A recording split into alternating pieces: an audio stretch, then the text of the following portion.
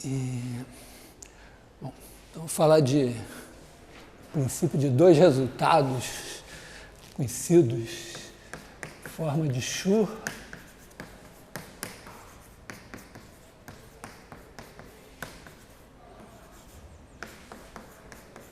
e o teorema de Cayley-Hamilton.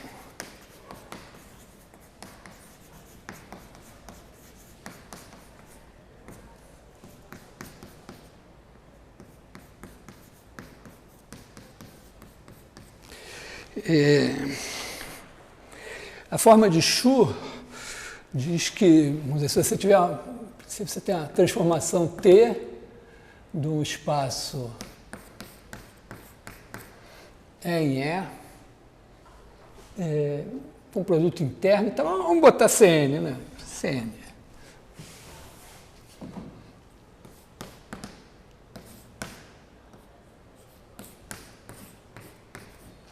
Então, existe uma base ortonormal, tal que a matriz de T nessa base ortonormal é uma matriz triangular superior. Tá? Então, quer dizer, imagina assim, que a T é dada por uma matriz A. Então, já que você vai transformar por uma mudança de base, quer dizer, vai escolher uma base ortonormal que vai fazer a T virar assim, então isso significa que a sua A vai ser igual a uma U, aliás, ao contrário. Quer dizer, você pega os vetores dessa base ortonormal, vou chamar assim de epsilon n, e aí, vamos dizer, o que isso aqui significa o quê? Que T de epsilon 1 é igual a lambda 1 epsilon 1, né? Porque tem aqui um cara assim, né? Isso aqui é ortonormal.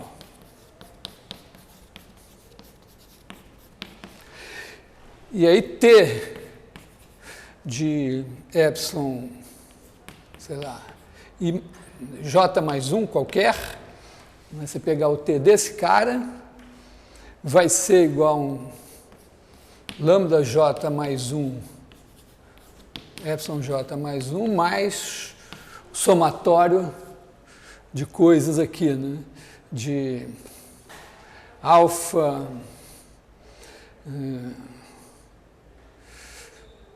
K, J, epsilon K, com K de 1 até J. Tá? Quer dizer, aqui você vai ter o lambda J e vai ter isso assim. Então, nessa base, a matriz vai ser essa aqui. O que significa que, se você quiser a A, que é a matriz na base canônica, você tem que pegar o cara, mudar para essa base. Então, a matriz que muda dessa base para a canônica é a matriz U, que tem esses caras, né? Essa U daqui é epsilon 1, epsilon n. Quer dizer, se o cara tiver escrito nessa base, quando você multiplica ele por essa matriz, assim, vai dar ele escrito na base canônica. A inversa vai ser a matriz que pega o cara na base canônica e escreve nessa base. Então você pega, aplica a inversa, traz o cara da canônica para essa base, aí a matriz é essa, multiplica por essa, aí ele sai, a T dele escrita nessa base, agora você multiplica por U para voltar para a base canônica. Então, esse aqui. Talvez um pouco a novidade do CN em relação ao RN, né, é que quando você multiplica, se você botar a matriz transposta aqui e multiplicar, não vai dar identidade. Porque o produto escalar nos complexos pega os conjugados. Então, você tem que botar a transposta conjugada aqui. Então, quando você bota a transposta conjugada, é que vai dar a identidade. Então aqui você tem que botar, sei lá, bota uma coisa assim, né?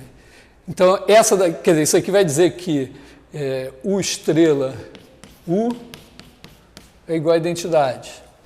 Como a gente está em dimensão finita, né, se a matriz tem uma inversa à esquerda, a mesma matriz é inversa à direita. Então, a gente pode também fazer o contrário, né? Então, isso aqui é a forma de Schur, quer dizer, você vai ter uma coisa assim nos complexos. Ela te dá uma matriz triangular superior, né? E aqui tem que ser os autovalores. Porque se você fizer se você fizer o determinante de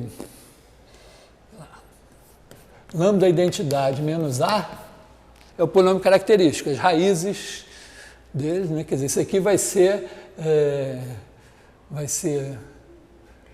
vou botar aqui x, né? Então isso aqui vai ser x menos lambda 1, x menos lambda n, esses caras são os autovalores. Se você fizer o determinante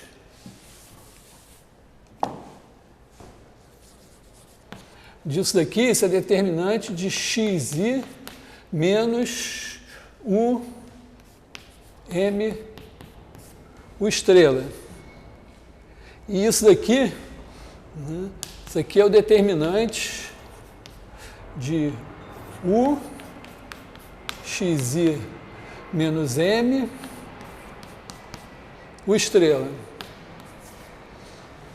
Quando você multiplica o estrela aqui da identidade, é que você tem A. E isso daqui, como determinante do produto é produto dos determinantes, então isso daqui é igual ao determinante de xi menos m. Então esse cara daqui é esse, esses dois determinantes são iguais. Porque aqui sai determinante do produto, né? E o U vezes U estrela e U estrela vezes U dá identidade. Então, o determinante de U estrela vezes determinante de U é 1.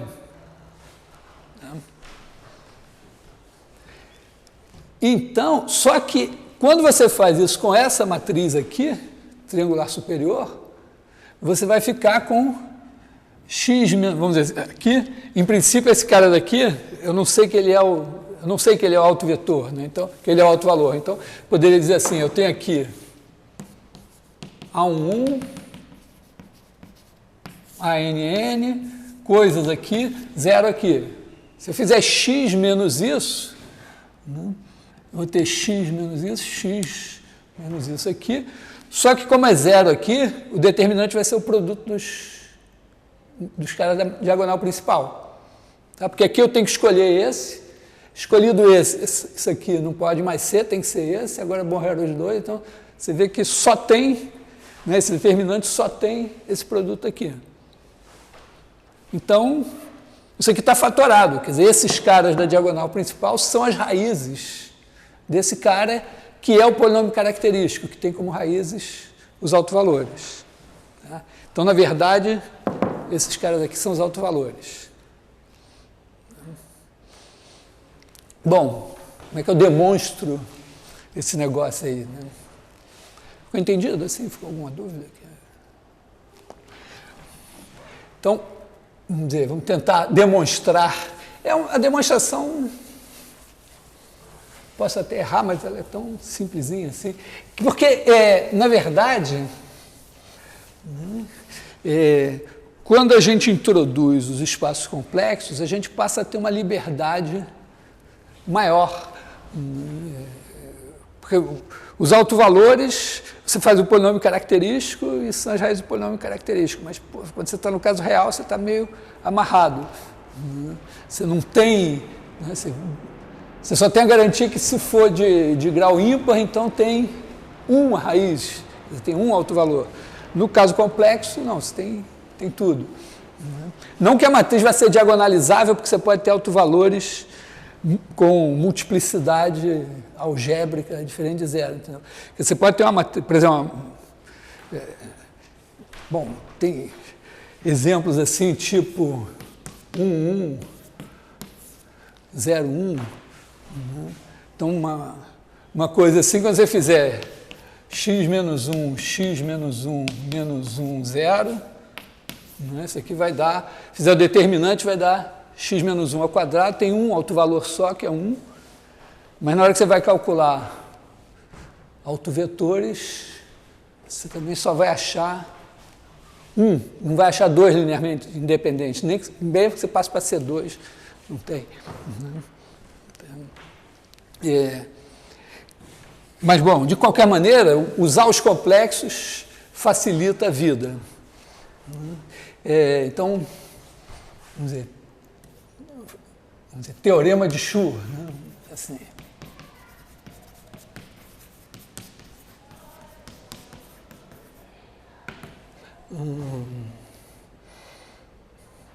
É espaço vetorial complexo com produto interno.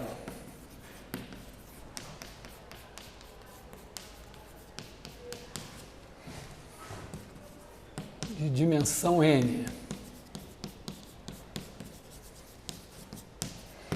Precisa estar em dimensão finita. Em dimensão finita eu tenho base ortonormal,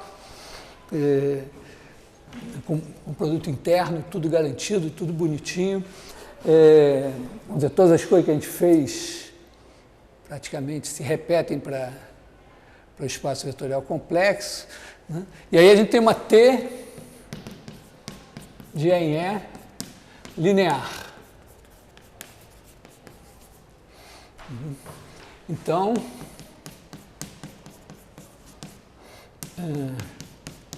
existe base ortonormal de E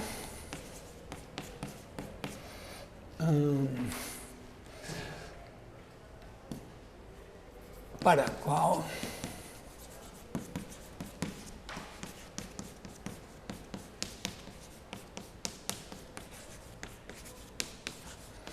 matriz de T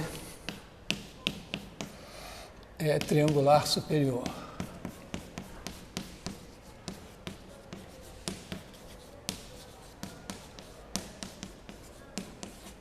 Mas aqui eu devo dizer na qual, né? É matriz na base. Né?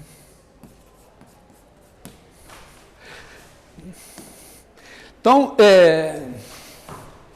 vou construir, vou fazer por indução. Quer dizer, se a dimensão é 1, bom, a transformação, você pega um vetor unitário, ele é uma base ortonormal, e T dele é um múltiplo dele. Então, acabou. Né? Dimensão 1 vale. Então, supõe que vale dimensão n. Então, dimensão 1, beleza. Então, vamos passar para a dimensão n mais 1, supondo que vale em dimensão n. A ideia é meio a seguinte, você pega um cara, um epsilon 1, e T de epsilon 1 igual a lambda 1, epsilon 1. Eu estou num espaço complexo, então eu tenho um alto valor, tenho um alto vetor. E aí você pega o ortogonal. Se eu quero uma base ortonormal, com certeza vai ser o ortonormal. Então esse cara daqui é um ortogonal. Chama esse espaço aqui, sei lá, de N. Agora vamos fazer o seguinte, se eu pegar um vetor daqui, V, o T de V vai ser alguma coisa assim. Não tem por que estar nesse espaço. Mas eu posso criar uma nova transformação fazendo o seguinte, eu pego o T de V, projeto aqui. Então eu defino a P de E em N, que pega cada vetor V aqui, o W aqui, e leva sempre tem que tomar cuidado agora com a ordem certa. Deixa eu ver, deve ser W escalar epsilon 1,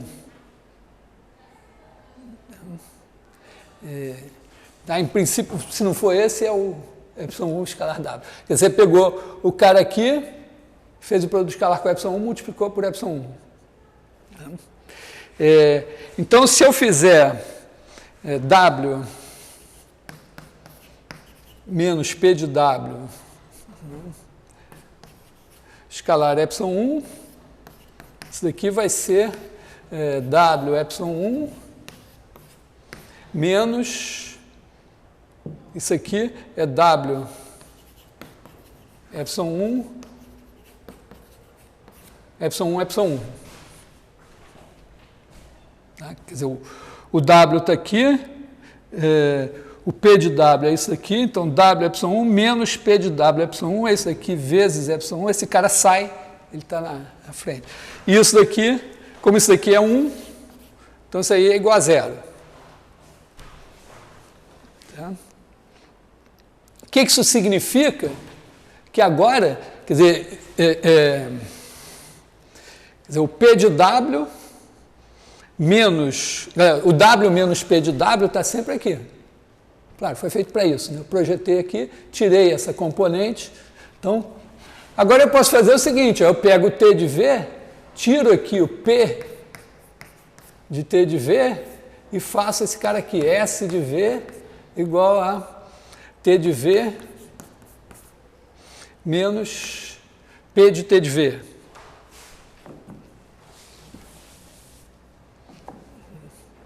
Assim. S de V igual a P a T de V menos P de T de V. Então, com isso eu estou fazendo aqui. Então eu fiz S de N. Quer dizer, eu vou pegar o cara, eu vou pegar só o cara em N. Tá? Então eu vou fazer S de N, vai em N, porque ela vai pegar V, vai levar em T de V, mas vai pegar T de V menos P de T de V. Eu acabei de mostrar que, aliás, de N não, isso aqui não é em N, né? Isso aqui é em, vamos dizer, N ortogonal, que é o espaço gerado. Tá? Quer dizer, essa projeção projeta aqui, no N ortogonal. O N é o epsilon 1 ortogonal. Tá? Então, esse cara aqui é o espaço gerado por epsilon 1. Então, eu peguei o V aqui, levei no T de V, tirei esse pedaço daqui, então ele caiu aqui em N de novo. Mas aí eu tenho N, esse cara aqui, é N. Quer dizer, eu estava em dimensão N mais 1, caiu para N. Esse cara aqui é ortogonal, tá? Eu estou em dimensão N mais 1, peguei o ortogonal a esse, então esse cara tem dimensão N. A minha hipótese de indução é que o teorema vale em dimensão N. Então, eu posso dizer que existe base, vou chamar base de Schur para S em N. Quer dizer, significa o seguinte, né, que eu tenho epsilon 2 até epsilon N, base ortonormal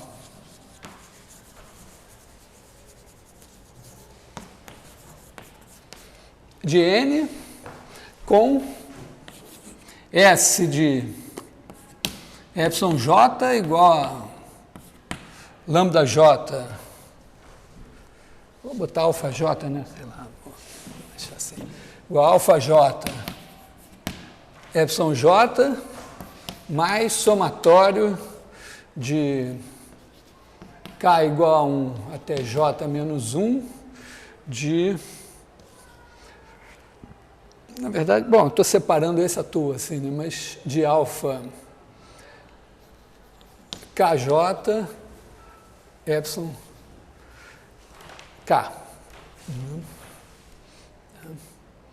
Então, tem isso aqui. Agora, é claro, né, que se eu, isso daqui, o que é S de epsilon J? S de epsilon J é igual a T de epsilon J menos a projeção de T de epsilon J. Bom, T de epsilon J é T de epsilon J mesmo. E esse cara daqui é alguma coisa vezes o epsilon 1. Devia ter feito aqui de... Assim, aqui é de K igual a 2, né? Porque aqui já começa em 2 mesmo, foi feito sob medida, tá? Então, o T, isso daqui é um alfa, 1J, epsilon 1. Então, isso daqui é alfa 1J, epsilon 1.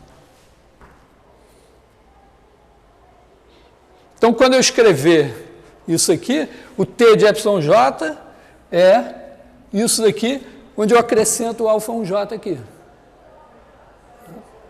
Então, o T de epsilon J é igual a alfa J, epsilon J, mais somatório de K igual a 1 até J menos 1, de alfa K J epsilon K. Então, eu tenho uma base de Schur agora para todo o meu espaço. Né? Quer dizer, legal? Quer dizer, se eu pegar a matriz nessa base, ela é exatamente isso, né? O epsilon 1 vai ser levado no lambda 1, epsilon 1, aí o epsilon 2 vai ser... Eu agora já posso ver que esse alfa 2, que esses alfas são os lambdas mesmo, vai ser o lambda 2, epsilon 2, mais alguma coisa que tem o epsilon 1, para o epsilon 3 eu tenho lambda 3, e aí eu tenho epsilon 1, epsilon 2, até lambda n, bom, aí está completo mesmo. E aqui eu tenho um zerão assim. Então isso demonstra o teorema. Na verdade, você vê que é só projeção, não tem nenhuma... Claro, o fato de estar em CN é uma vantagem crucial, né? Porque se eu tivesse em RN, eu não passava nem para a dimensão 2. Porque em dimensão 2 eu já não tinha um autovetor, e aí não podia, vamos dizer, continuar a minha indução.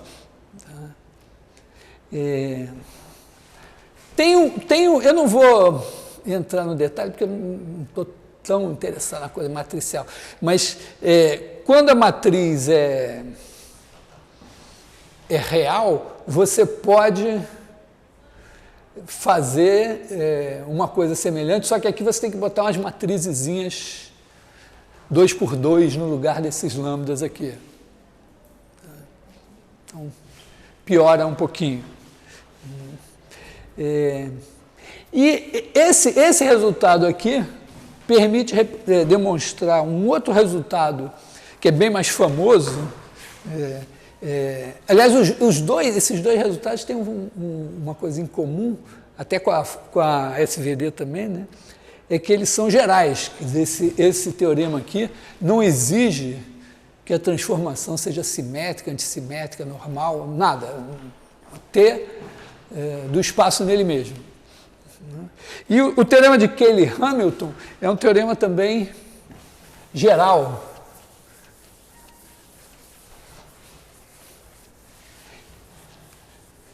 Eu era meio brigado com ele, assim,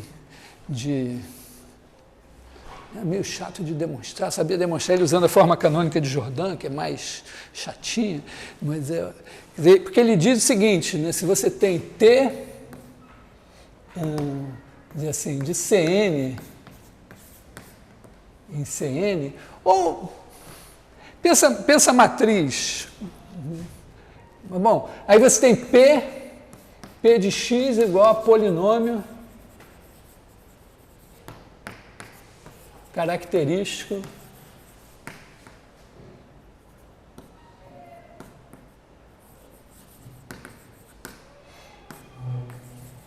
de T, tá? Quer dizer, é o determinante de lambda I menos T, de xi, quer dizer, isso aqui é igual a determinante de xi menos T. Você pode pensar T como a matriz dele também, não tem problema. Então, teorema de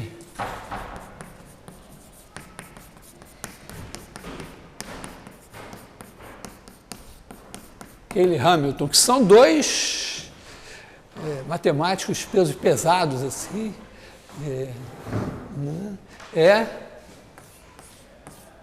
P de T igual a zero. Eu nem comentei muito isso, né, mas quando você tem uma transformação linear, você pode fazer um polinômio. Quando você tem um polinômio a coeficientes,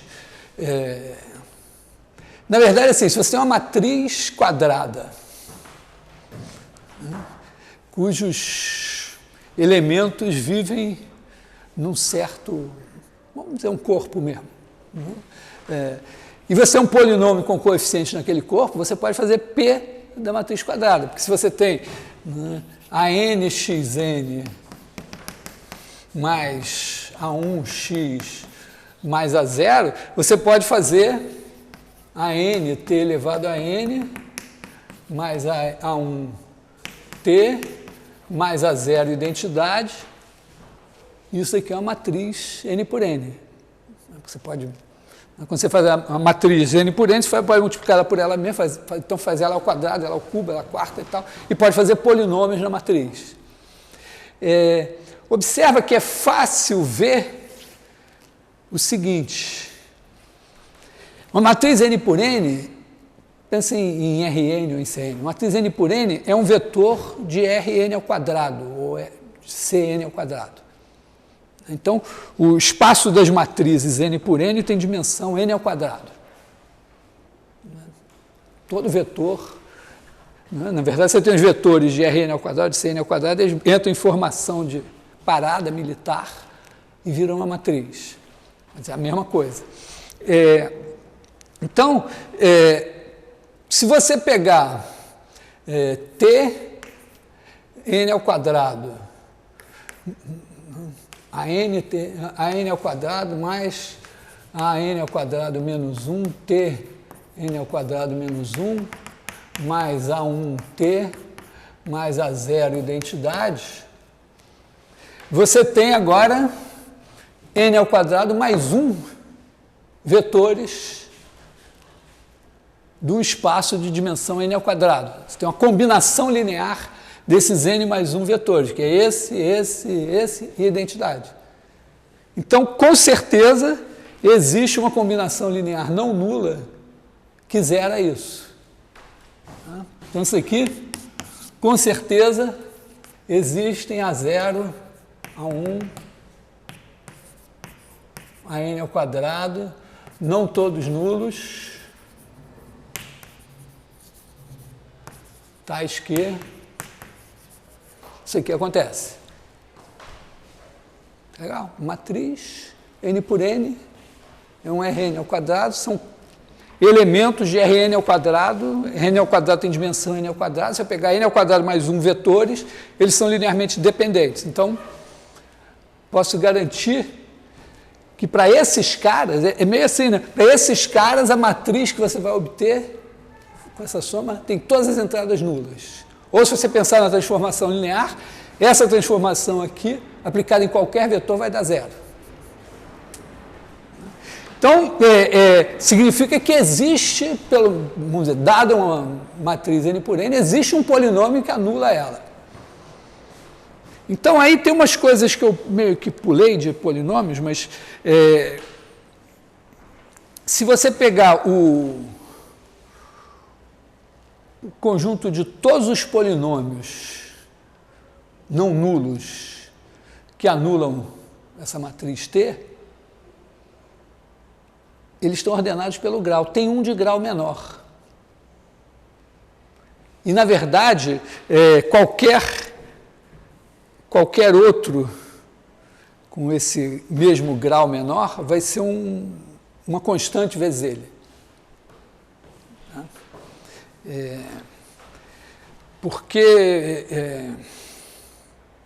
Bom, para não perder o fio da meada aqui. Então, quer dizer, você vai ter um polinômio de grau mínimo que anula T. Mas, por enquanto, você sabe n ao quadrado. O que a gente pode dizer é que existe um de grau n. Quer dizer, o teorema de Cayley-Hamilton diz que, surpreendentemente, por assim, nenhum motivo, assim, do nada, né? Se você pegar o determinante de xi menos t, quer dizer, pegar o polinômio característico, ele vai anular o t. Pode ser que ele não seja ainda o polinômio mínimo. Pode ser que tenha um polinômio um pouquinho menor.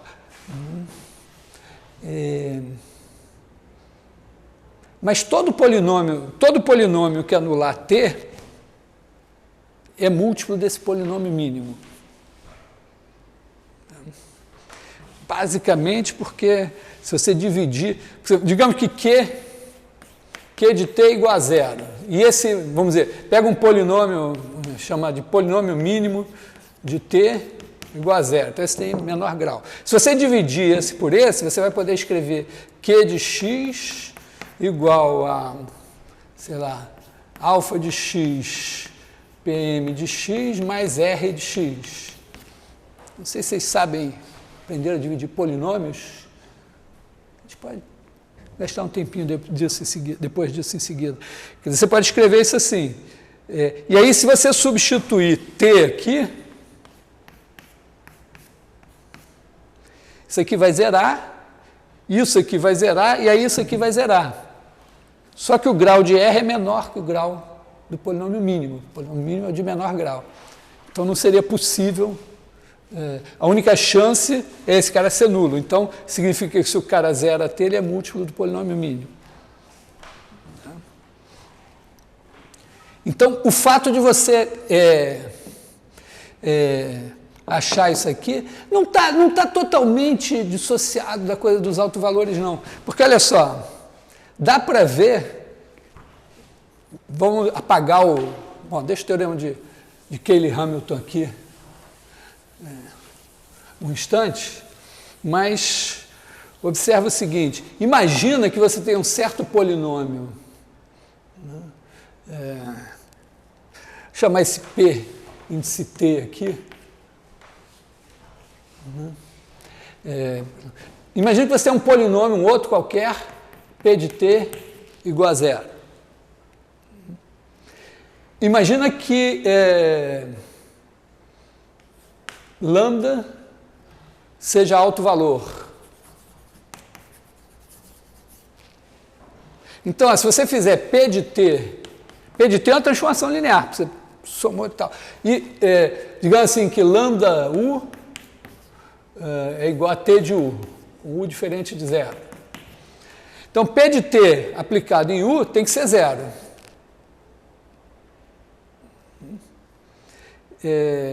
Mas P de T aplicado em U, digamos que o meu P é AN, T elevado a N, mais A1T, mais A0 identidade. Se eu aplicar isso aqui em U, isso daqui vai ser AN, TN de U, mais A1T de U, mais A0U, deixa assim por enquanto. A zero identidade. A zero... isso daqui, ó, Tn de U, se T de U é lambda U, Tn de U é lambda NU. Então, isso aqui vai dar AN lambda N mais AN menos 1 lambda N menos 1 mais A1 lambda mais A0, tudo isso vezes U.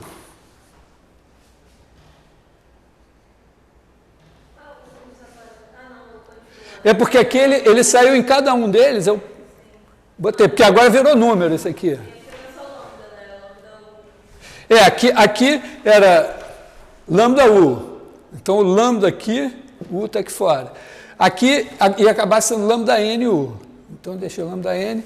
Agora, se o meu U é diferente de zero, se esse número multiplicado por U dá zero e U é diferente de zero, porque esse número é zero. E esse número aqui é o P de lambda. Eu substituí o lambda. Não, meu polinômio era nxn mais A1x mais A0. Então, isso aqui, P de lambda é igual a zero. Então, na verdade, se um certo polinômio zera a transformação, então ele zera qualquer outro valor. Então, os polinômios...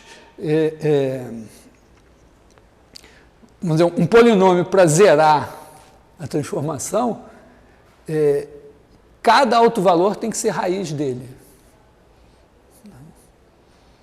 Então, já garante assim, né, que, vamos dizer, o polinômio tem que ter pelo menos tantas raízes quanto forem os autovalores. Se tiver autovalores repetidos, pode, vamos dizer, não ter n. Você não é obrigado a ter n autovalores, você pode ter um só. Mas você já tem alguma coisa assim. Mas a gente ainda está um pouco longe de garantir que esse polinômio aqui, que tem as... Vamos dizer, esse agora ficou mais claro que ele é um candidato a isso daqui. Porque as raízes dele são exatamente os autovalores. Então, o teorema de Schur dá uma maneira relativamente simples de mostrar o Cayley-Hamilton. Então, vou demonstrar o teorema de Cayley-Hamilton usando o Schur. Bom, a primeira coisa, talvez, é você mostrar, você observar o seguinte. Pensa na transformação dada pela matriz A. Então, a forma de Schur diz que A é igual a U estrela MU. Aliás, na verdade, é uma coisa assim, poderia escrever daquele outro jeito, só que ficaria contra o espírito da coisa. Né? O espírito é que você tem a base ortonormal e que vai entrar aqui assim. Né? Então, isso aqui é uma matriz, né, com U estrela igual a identidade. Tá? Isso aqui é uma matriz ortogonal, agora no sentido complexo. Quer dizer que a transposta conjugada dela vezes ela da identidade. Tem que tomar essa precaução da conjugada porque o produto escalar complexo envolve conjugados. Bom, então, se você fizer o determinante de x identidade menos A, de novo, como já fiz antes, né? Isso é determinante de x identidade menos U MU estrela, e aí isso é o determinante de U x menos M, x identidade menos M, U estrela, tá? Usando isso aqui. E isso daqui, como determinante do produto, é produto de determinantes, é determinante de U, determinante de x identidade menos M, determinante de U estrela. Como isso aqui vale, então tem o determinante de U vezes determinante de U estrela é igual a determinante da identidade, que é igual a 1. Então, esse daqui vezes esse é igual a 1, então esse é determinante de x identidade menos M. Então, o polinômio característico eu posso olhar direto aqui. Hã? Essa aqui? É porque, olha só, se você multiplicar aqui, ó, vai dar isso. E aqui o X é número, comuta com U. Então vem o U, identidade vezes U estrela, mas o identidade não faz nada, fica U estrela, que dá identidade.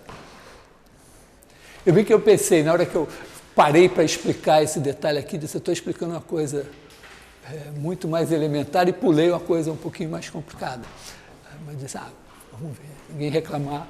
Né? Bom, então, é esse cara aqui, esse polinômio aqui. A minha maneira de talvez demonstrar isso é o seguinte. Eu mostrar, então esse aqui é o meu P de X. Eu mostrar que P de T igual a zero,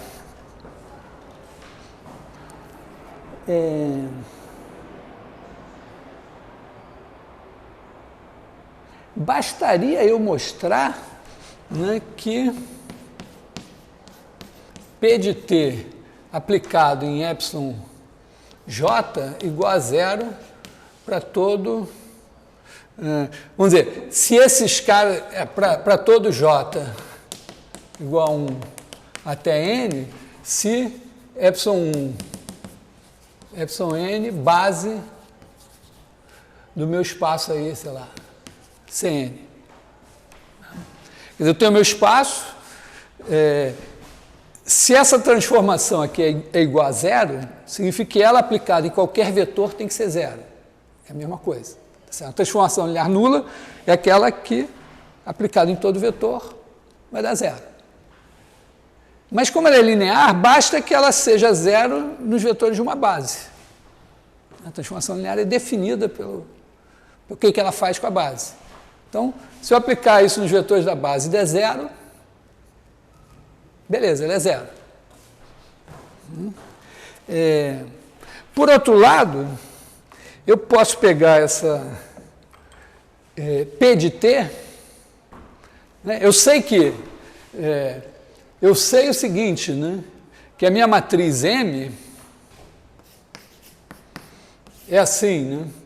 Lambda 1, lambda n, tem coisas aqui e tem zero aqui. Então, o determinante de xi menos m vai ser igual a x menos lambda 1, x menos lambda n. Onde esses caras são os caras aqui da diagonal. Então, se eu fizer vamos dizer, isso aqui é o P da minha transformação linear T, né, que é o P de M também. Se eu fizer P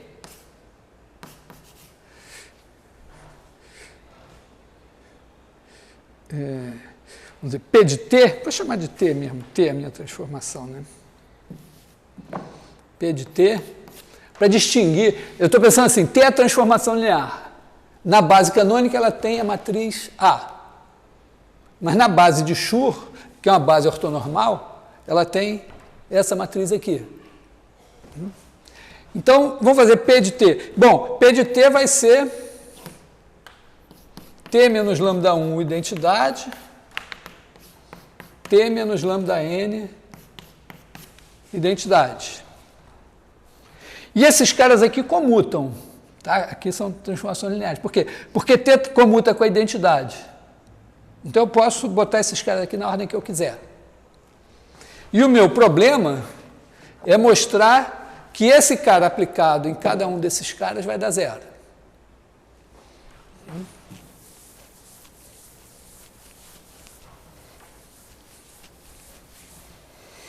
Então, olha só, se eu fizer P de T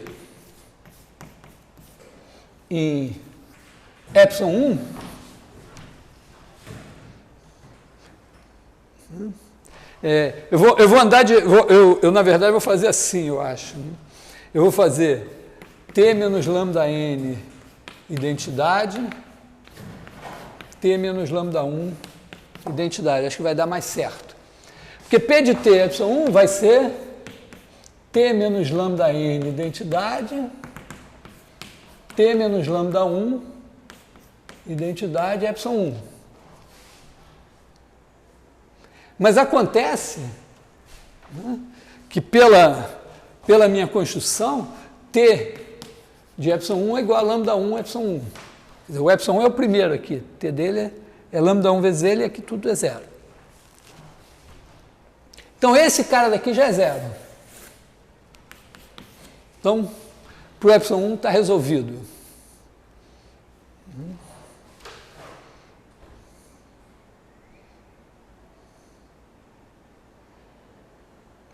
Agora, imagina que isso funcionou até um epsilon k. Imagina que eu tenho P de T epsilon j igual a zero para todo j igual a 1 até um certo k. E agora eu vou fazer P de T em epsilon k mais 1. Então, isso aqui vai ser...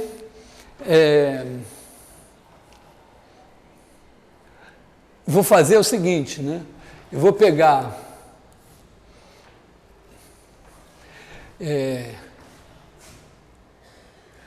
T menos lambda N, identidade e tal, e vou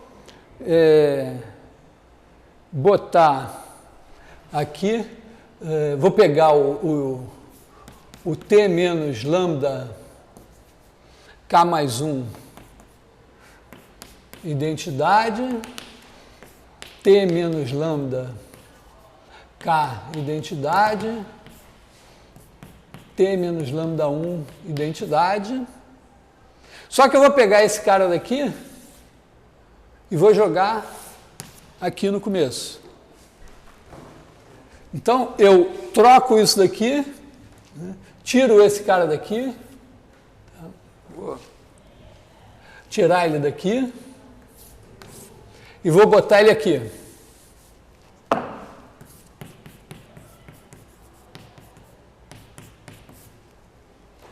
E aí eu aplico em epsilon k mais 1. Mas se eu pegar aqui o epsilon k mais 1, está aqui, o T dele é, né, o T de epsilon k mais 1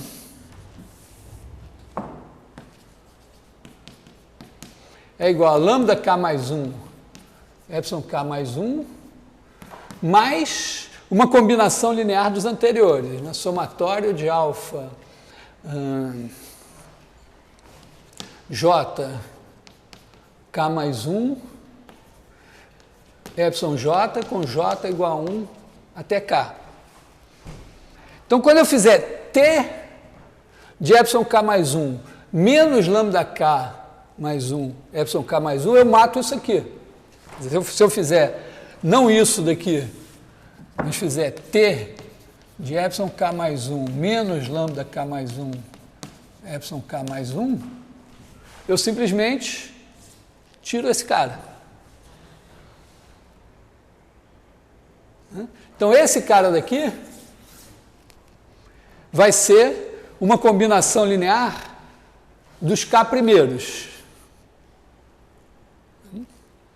Agora, isso daqui vai matar qualquer combinação linear dos k primeiros.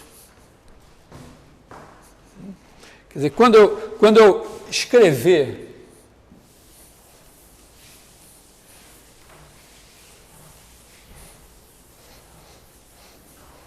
quer dizer, isso aqui vai ser somatório de j igual a 1 até k, de alfa j, k mais 1, epsilon j. Então, quando eu agora, vamos dizer, eu gastei esse cara daqui. Agora, se eu fizer T menos lambda k, identidade, T menos lambda 1, identidade, aplicar no somatório de alfa j, K mais 1 epsilon J, vai ter um que é o epsilon 1. Quando for o epsilon 1, isso aqui acaba com ele.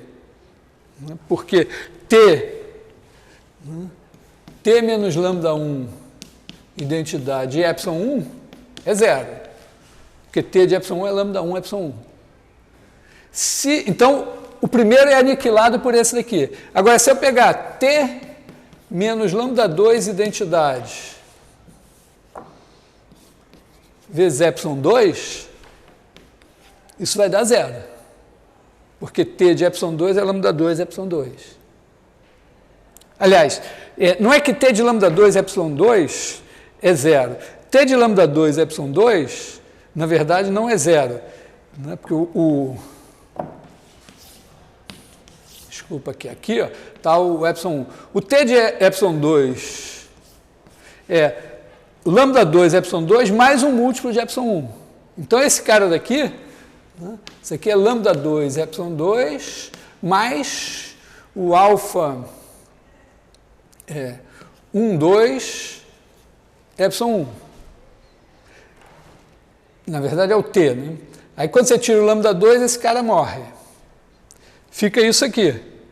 Então, quando você aplicou esse nesse daqui, sobrou isso. Mas significa o seguinte, que eu peguei o T menos lambda 2 identidade, botei na frente, apliquei nesse daqui, e o resultado eu ainda posso aplicar esse. Quando eu aplico esse, eu mato o que sobrou.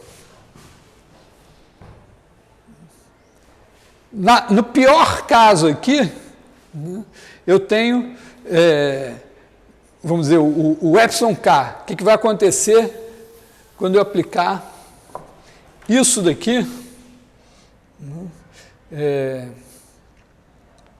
esse negócio aqui, no epsilon K? Eu primeiro aplico esse. Quando eu aplico esse, o resultado, quando eu faço esse epsilon K, sobra alguma coisa com epsilon 1, mais alguma coisa com epsilon 2, até alguma coisa com epsilon K menos 1. Porque o epsilon K é elevado num múltiplo de epsilon K mais múltiplos dos anteriores. Então, quando eu faço T menos lambda K epsilon K, eu mato esse daqui e sobram esses. Mas aí, se eu fizer T menos lambda 1 vezes esse daqui, ele morre. Se eu fizer T menos lambda 2 vezes esse, ele morre. Então, o que sobrou vai ser aniquilado pelas coisas que eu ainda tenho aqui. Eu simplesmente fico brincando de trocar a ordem para matar um de cada vez. Então, isso mostra, no final das contas, isso mostra exatamente o que eu queria. Né? Quer dizer, mostra que P de T em cada um dos epsilon J é zero.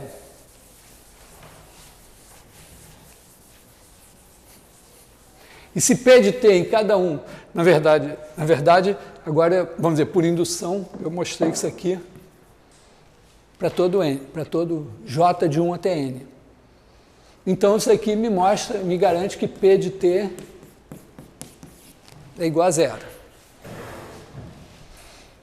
E isso demonstra o Cayley-Hamilton.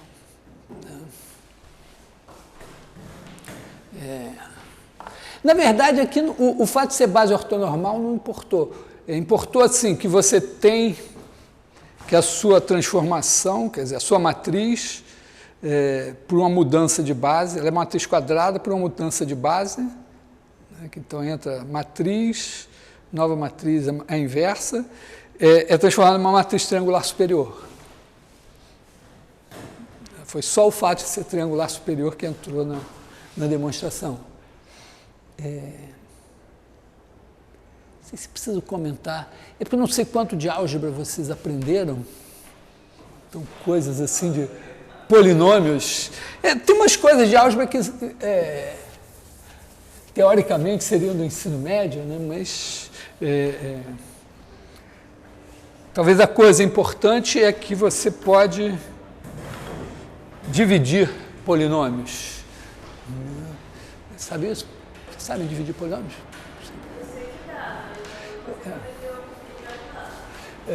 É o chamado algoritmo da divisão. É engraçado porque nos livros de álgebra, assim, o algoritmo da divisão não é algoritmo nenhum. Ele é, na verdade, um passo do algoritmo, o passo principal. Né? Porque quando você quer dividir um polinômio, quer dizer, um polinômio de grau maior por um polinômio de grau menor, ou pelo menos menor ou igual. Né? Então você tem aqui, vamos fazer uma coisa assim, 3x5 menos 7x4 mais 2x3 menos x, 2 mais x mais 1. Aí você divide aqui por alguma coisa, do terceiro grau. Vou botar só assim, x3 para não complicar muito minha vida. Menos 2x2 mais x menos 1, uma coisa assim. Então o que você faz? Você pega esse cara daqui, divide por esse. Então aí vai te dar 3x2. Quando você multiplicar, agora você quer escrever, né? Esse aqui é o seu P de x, esse aqui é o Q de x. Então você quer, vou botar D de x assim. Você quer escrever P de x igual a D de x vezes Q de x mais um certo R de x. A ideia é assim, que, vamos dizer, esse aqui é o divisor, esse aqui é o quociente, esse aqui é o resto. E o resto, o grau do resto tem que ser menor que o grau do divisor. Então aqui é o primeiro, esse aqui é o primeiro termo do Q de x. Então quando você fizer isso daqui vezes isso, vai ter esse cara vezes esse. Então você faz esse cara vezes esse daqui e subtrai aqui, né? Então aqui dá 0, aqui dá menos 6x4, menos 7x4, menos 6x4, menos x4.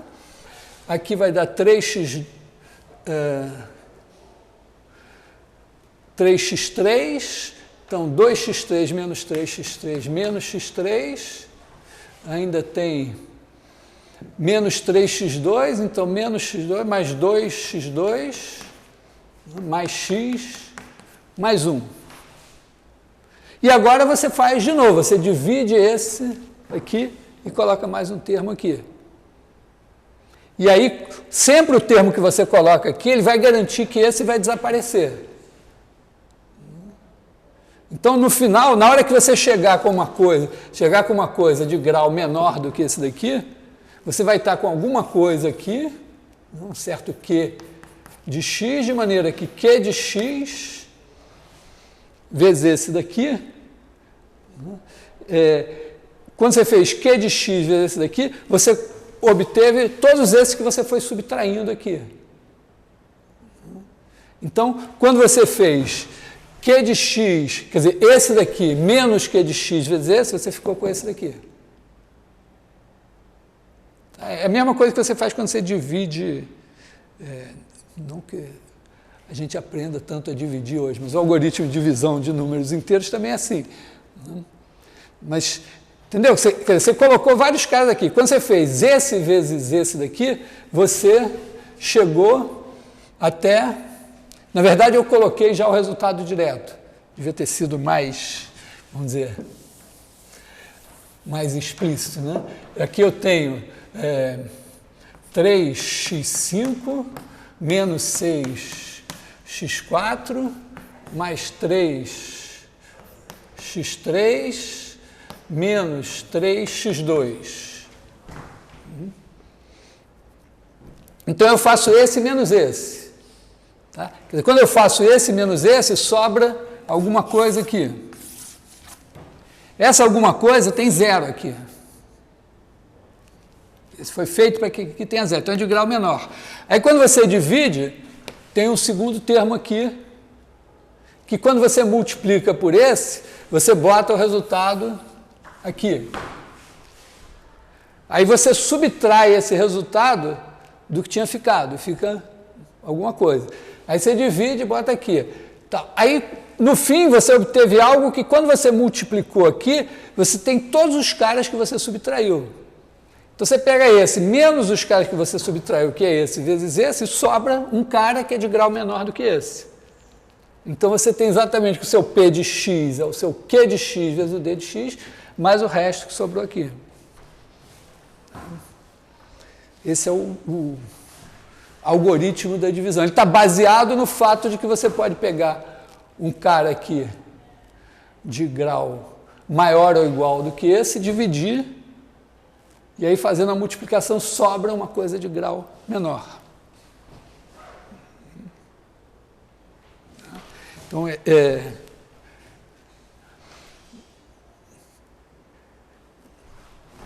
vamos dizer, sempre pode,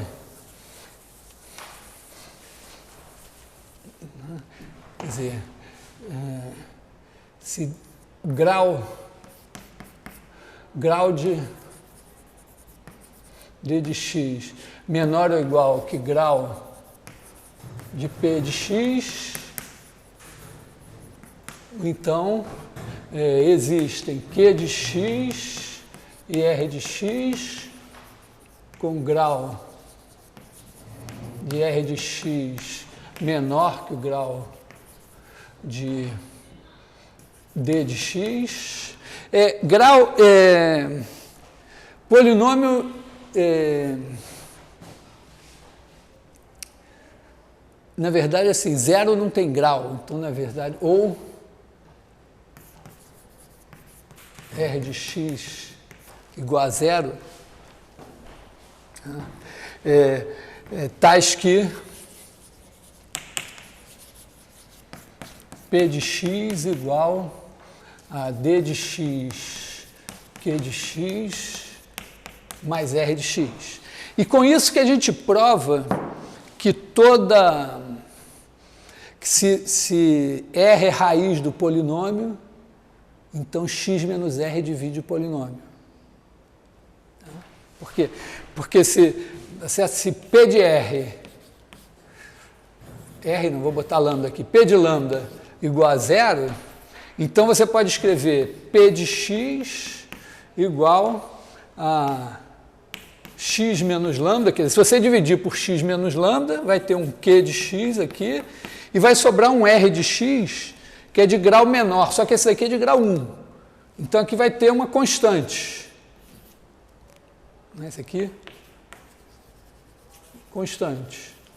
E aí, se você fizer substituir lambda aqui, aqui vai dar zero e aqui vai dar alfa. Então, isso aqui vai dar zero, isso aqui vai dar alfa. Então, se você tem uma raiz do polinômio, o termo x menos essa raiz divide o polinômio. Então, o teorema fundamental da álgebra tem como consequência imediata que todo polinômio não constante nos complexos se fatora em termos do primeiro grau. E como vamos dizer, se você tem um polinômio com coeficientes reais, se P de lambda igual a zero, como os coeficientes são reais, se você pegar o conjugado, vai dar zero também. E como os coeficientes sendo reais, o conjugado real é ele mesmo. Então, P de lambda barra vai ser, quer dizer, se você pegar o P de lambda, né, isso aqui vai ser AN lambda N mais A1 lambda mais A0 barra, assim. Se todos esses caras aqui são reais, isso daqui vai ser AN lambda barra N mais A1 lambda barra mais A0. Então, se lambda é raiz de um polinômio de coeficientes reais, lambda barra também é. Então, você pega o polinômio de coeficientes reais, você fatora ele nos complexos. Aí, esses fatores vão ter x menos lambda e vai ter x menos lambda barra, porque se lambda é raiz, lambda barra também é. E aí, esse negócio daqui vira uma coisa do segundo grau, quer dizer, isso aqui é x menos A menos BI vezes x menos A mais BI, que é igual a x menos A ao quadrado menos BI ao quadrado, que é igual a x menos A ao quadrado mais B2. Então, todo par de raízes conjugadas dá um termo do segundo grau. Então, você tem um polinômio a coeficientes reais, ele tem as raízes reais, que ficam lá bonitinhas, e as raízes complexas são 2 a 2 conjugadas, e elas dão termos do segundo grau. Então, todo polinômio a coeficientes reais se fatora em termos de primeiro e segundo graus. Coisa assim, meio rapidinha. Assim. Bom, que horas são? Hã? Cara, 1 hora de aula já fiz o teorema de Schur, a forma, cara, o teorema de Cayley-Hamilton, algoritmo da divisão. Eu não estava com vontade, eu não estou com muita vontade de falar de... Porque talvez eu não demonstre, deixa eu só mencionar. Eu estava pensando, não estou com vontade de demonstrar, senão vou botar na prova, mas não sei, né? Agora... Mas vou mencionar o seguinte, você tem, quando você está em CN ou num espaço complexo,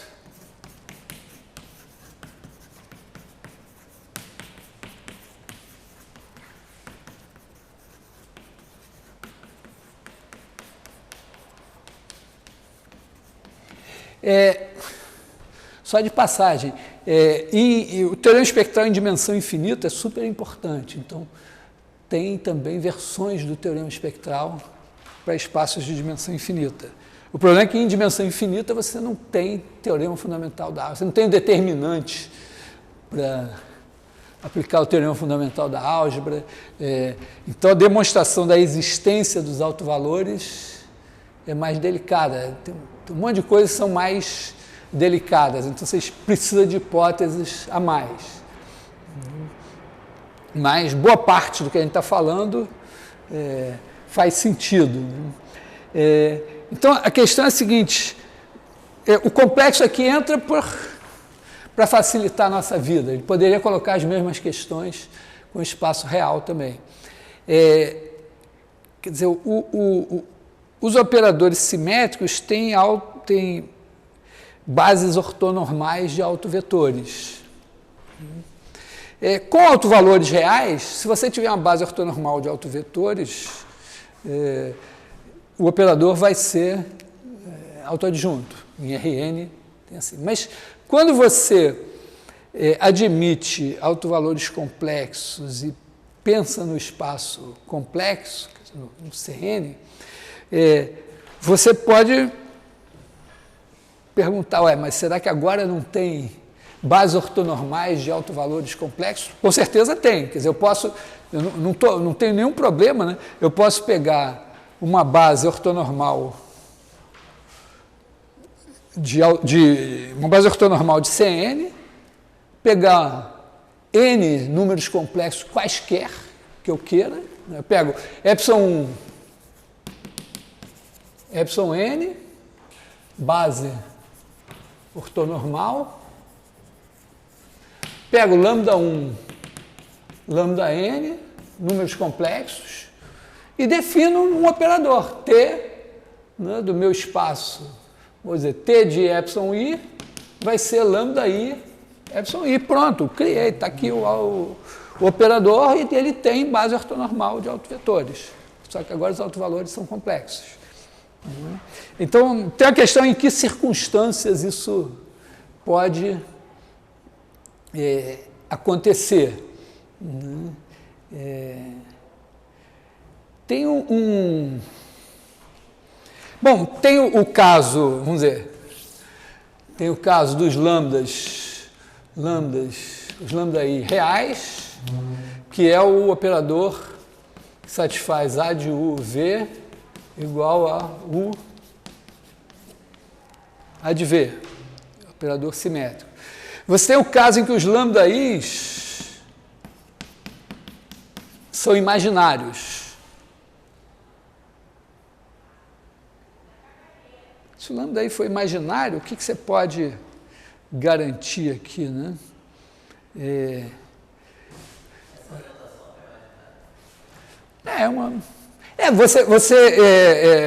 É normal quando você tem uma multiplicação, num espaço vetorial qualquer, você tem um conjunto x, tem um número, um escalar lambda qualquer, e você vai chamar de lambda x é igual ao conjunto dos lambda x com x em x. Essa notação. Aliás, se você tiver também num grupo, você pode... Por exemplo, se você tiver pegar um conjunto de permutações, vamos dizer, pega o SN, pega um X contido em SN, agora é um conjunto de permutações, e pega um sigma fixo de SN. Também faz sentido você falar sigma X é igual ao conjunto desse sigma tal com tal pertencente a X. Uma notação meio padrão, assim.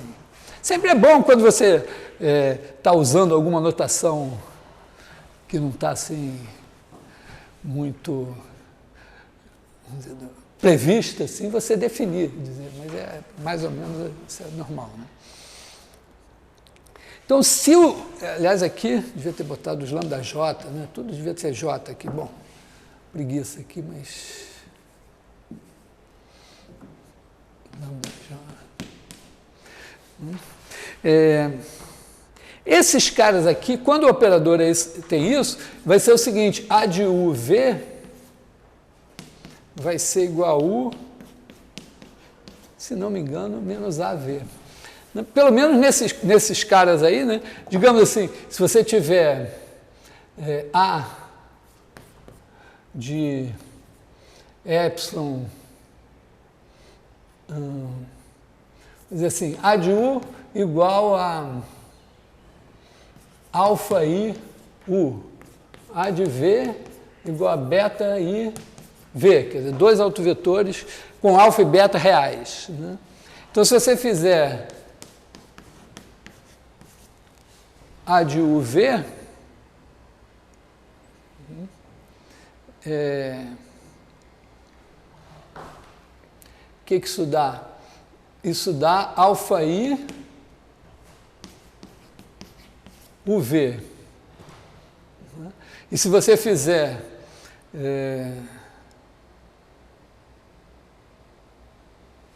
certo isso aqui?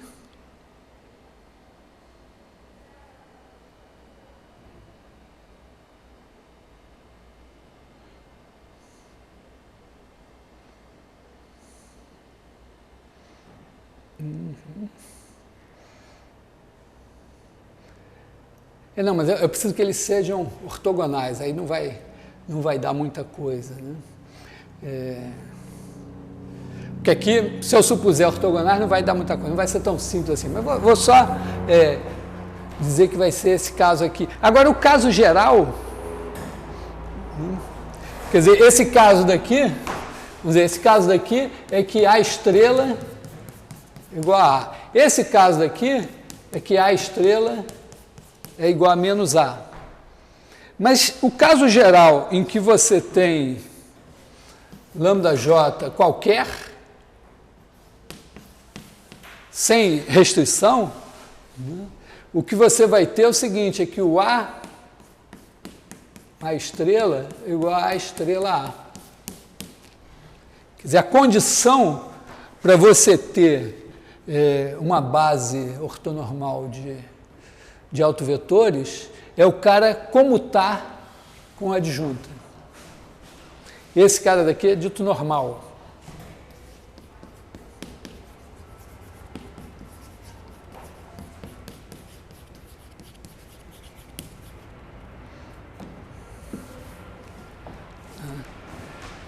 Quer dizer, quando o operador comuta com o adjunto, então ele é dito normal.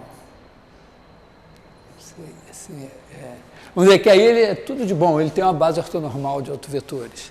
Tem um truque que mostra assim, que se você tem nesse caso aqui, se você tem um autovetor de A, ele também é autovetor de A estrela.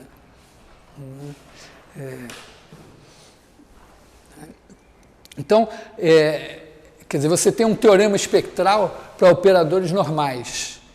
O teorema espectral vai ser essa coisa assim, né? Você tem um operador T dimensão de E finita. Então você tem o T de E em E linear. Então, E tem base ortonormal de autovetores de T, C e somente C, T estrela igual a T estrela T.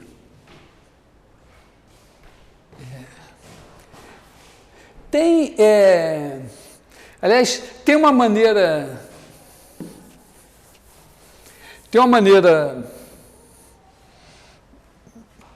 de demonstrar isso, que é a seguinte: toda vez que você tem um operador T, você pode construir o operador T mais T estrela e o operador T menos T estrela.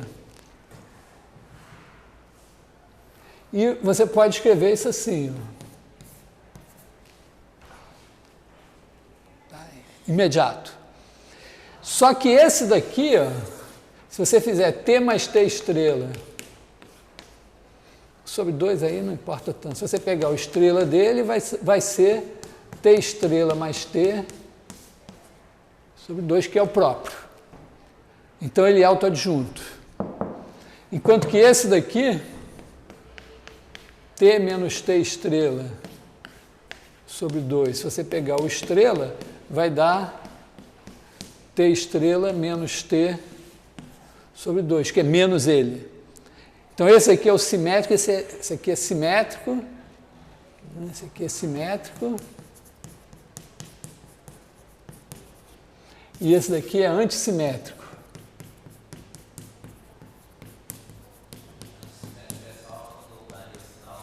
Quer dizer, o estrela dele é menos ele. Então todo operador se escreve como um simétrico e um antissimétrico. O simétrico tem autovalores, tem base ortonormal de autovalores reais. E o antissimétrico tem base ortonormal de autovalores imaginários. Seria lindo, né, se as bases fossem a mesma, porque aí você teria a base ortonormal de autovetores complexos. Mas nem sempre é assim. Mas tem um resultado que tem interesse independente disso, que é o seguinte: que se você tem dois operadores lineares que comutam, dois operadores diagonalizáveis que comutam, então tem uma base de autovetores que diagonaliza os dois ao mesmo tempo. Então, quando o T é normal, esses dois comutam. Então, esse tem uma base ortonormal de autovetores, esse tem uma base ortonormal de autovetores, e, na verdade, você pode conseguir uma base ortonormal que seja de autovetores desse e desse ao mesmo tempo. E aí o operador normal tem uma base ortonormal de autovetores.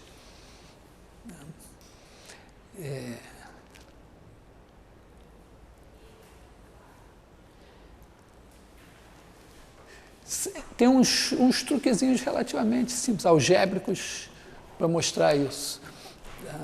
Você pode provar isso daqui refazendo basicamente a demonstração do teorema espectral. Precisa de um certo truque algébrico. Ou pode dizer, bom, esse aqui vale o teorema espectral. Esse daqui, por ser antissimétrico, menos, vamos dizer, você tem, vamos dizer, como ele é antissimétrico, você multiplicar ele por I, ele fica simétrico. Porque né, se você fizer IA estrela, isso daqui vai dar menos I a estrela. Porque você vai ter A de UV é igual a U A de V, a estrela de V, desculpa. Então, se você botar I aqui, você vai ter I aqui, mas esse I daqui passa para cá como menos I. Entendeu? Quer dizer, o I que está aqui, ele pode sair como I e pode voltar aqui como menos I. Então,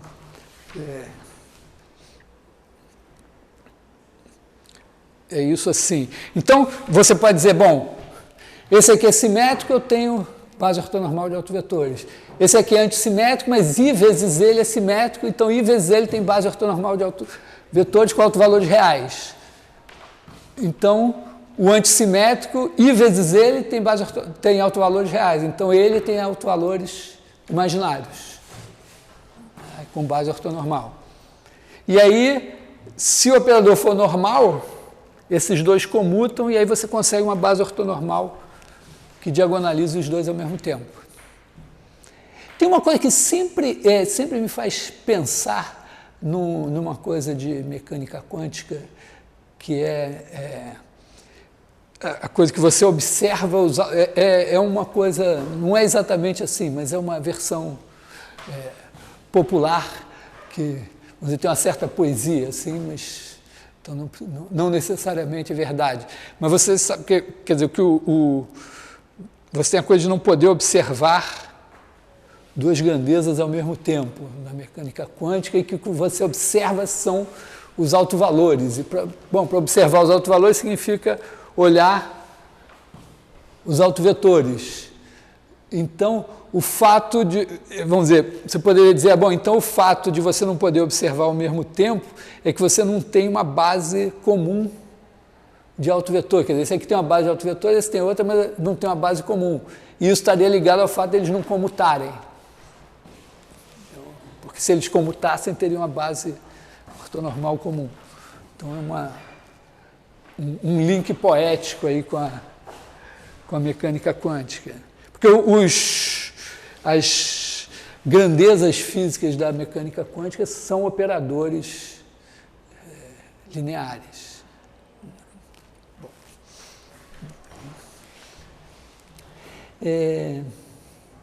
Eu não vou demonstrar isso hoje, não. Quer dizer, meio que dei um caminho, né? Quer dizer, um caminho para isso seria, um caminho para isso, então, seria provar o seguinte, né? Que se A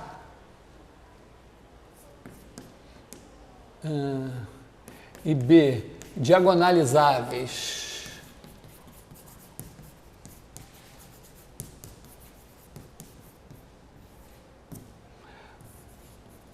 com AB igual a BA,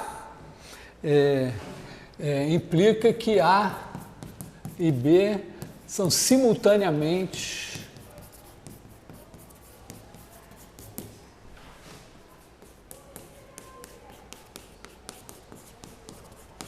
diagonalizáveis.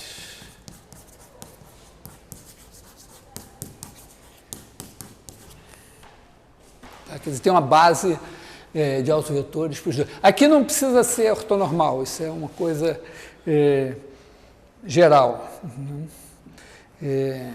Então, esse é um caminho para demonstração desse negócio. No caso, outra maneira ligada a isso daqui seria, diretamente daqui, dizer que se T estrela igual a T estrela T, e T de U igual a lambda U, então, se eu não me engano, T estrela de U é igual a lambda barra U.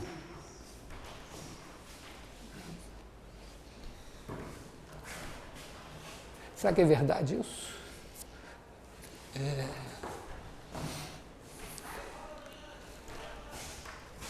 Sei lá, vamos tentar ver se é verdade esse negócio aí. Uma maneira, talvez, de... Pô, peguei tanto giz branco, será que eles sumiram aqui de baixo? Vou pegar um giz amarelo, então. Quer dizer, se T de U é lambda U, bom, vamos dizer, lambda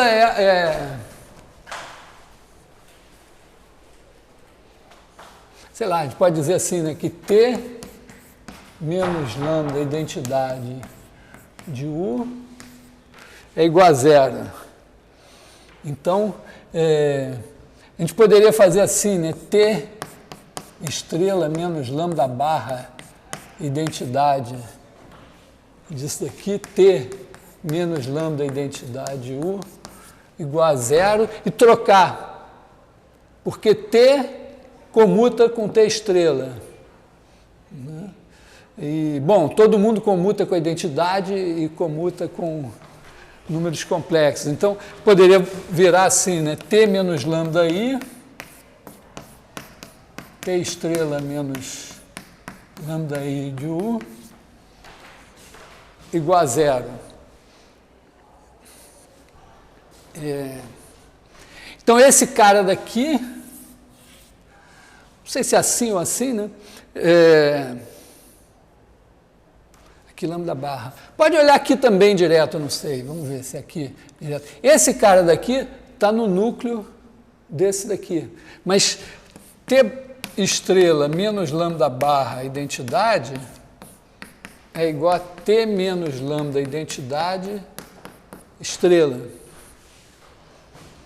Então, eu estaria dizendo que esse cara daqui está no núcleo desse. Para matrizes, né, a gente tem uma coisa assim, né?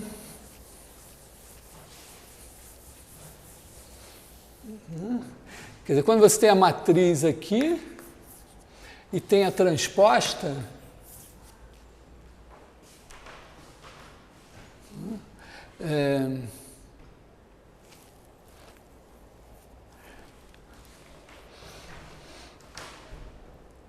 você tem que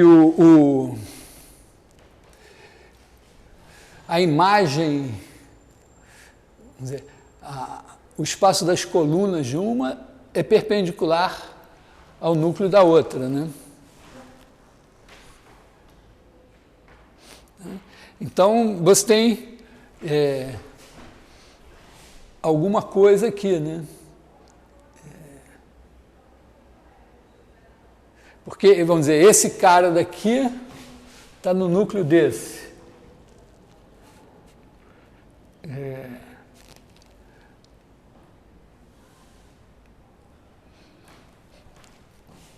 Então, você pode tirar, vamos dizer, pode jogar com isso, né, para concluir alguma coisa. Deixa só, senão não vou poder botar na prova se eu fizer tudo. Está alinhavado aqui. Então, a dica é trabalhar. A que eu falei é uma possível demonstração, a outra, da coisa dos mostrar que comuta. A outra é vir diretamente aqui e mostrar essa relação entre autovetores de T e de T estrela e os autovalores. E aí, a partir daí, mostrar diretamente o teorema espectral para operadores normais. Então, tem um caminho para fazer isso aí. Deixa eu ver o que mais. Bom,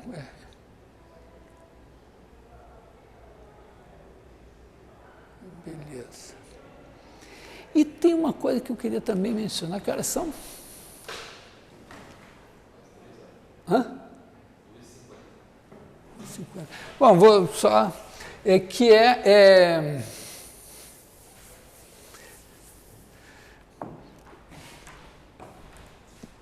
assim como a gente viu nas equações diferenciais, que às vezes é melhor passar para funções a valores complexos, você quando pega, isso talvez o Bernardo tenha falado, quer dizer, quando você faz a versão discreta de uma equação, do operador de segunda derivada, por exemplo, você tem uma matriz. Já viram isso? Quer dizer, quando você faz a segunda derivada, você fica com uma coisa assim, uma discretização assim, né? Que é uma matriz simétrica. Apareceu ou não? A matriz jacobiana também? Não, isso não é a matriz jacobiana, isso aí é a segunda derivada. Quando você pega, quer dizer, você pensa assim, a função, né? Você tem aqui o xi mais 1, xi menos 1.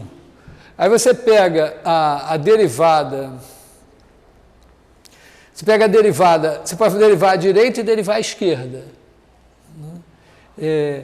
Para fazer a segunda derivada, você pode pensar assim, eu derivo à direita pegando esse cara e o próximo.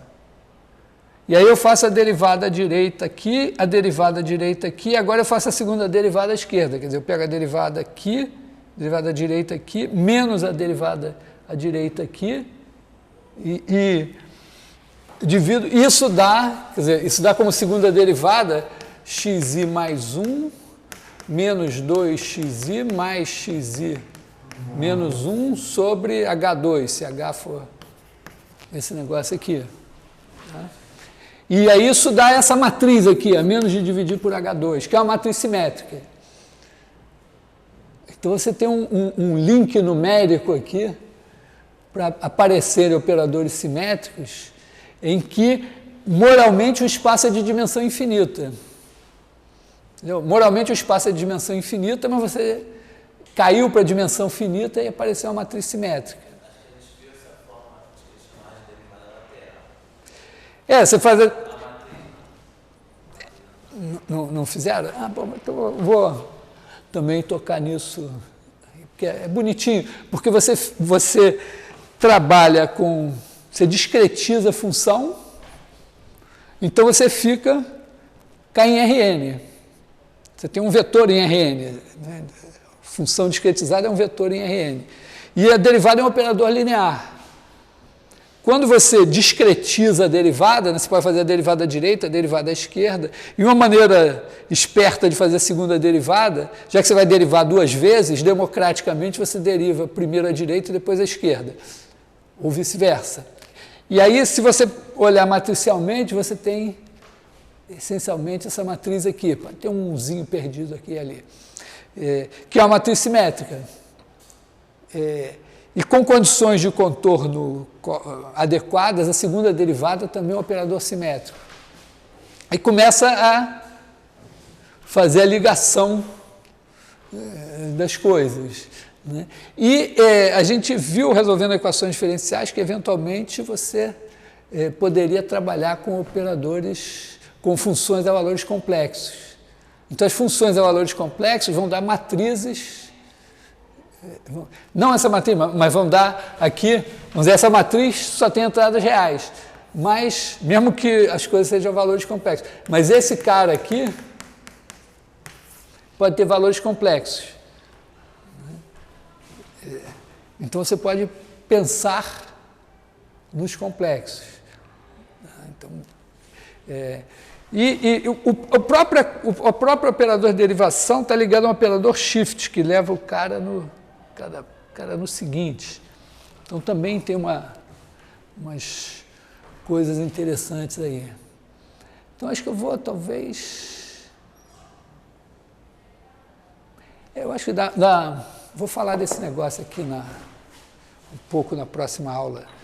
Porque aparecem os senos e cossenos meio que escondidos aqui, a transformada discreta de Fourier, umas coisas assim aparecem nesse negócio aí.